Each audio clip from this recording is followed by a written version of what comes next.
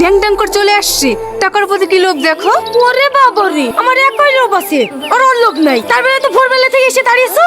এই মুখ সামলে কথা বলবি, টাকা নিতে এসছি, ভদ্রভাবে টাকা নিয়ে বাড়ি যাবি। এই পেমেন্ট পেয়েছি? হ্যাঁ পেয়েছি। এই ব্যাগটা আমাকে দে, আমি ভাগ করে দিচ্ছি। তুই ভাগ করবি মানে? আমাকে তো আমি ভাগ করবো। এই স্যার বলছি আমি করব, আমি ভাগ করব। ছাড়ি ভাগ করবি তার আছে। আপনারা চুপ করেন। প্রত্যেক মাসে এভাবে ঝামেলা করেন কেন? এটা কোনো হাট বাজার নয়, এটা হচ্ছে অফিস। আপনারা যদি প্রতি মাসে এভাবে ঝামেলা করেন না, আপনার স্বামীর চাকরিটাই চলে যাবে। আমি ঝামেলা করতে আসিনি, টাকা ভাগ করতে এসেছি।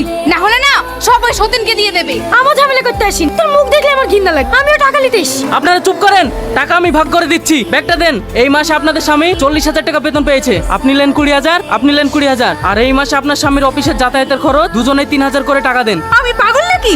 এই টাকা থেকে আমি 1 টাকা ফালতু খরচ করতে পারবো না। আমি ফ্রিজ অর্ডার দিয়েছি। তাহলে আপনি দেন। ও দিল না আর আমি দেবো? আমি এসে কিনবো। এই চবড়ি, দেখলেন স্যার, আমাকে কোনোভাবেই ভালোবাসে না, ভালোবাসে আমার টাকাকে। আমি সবই বুঝি টনি।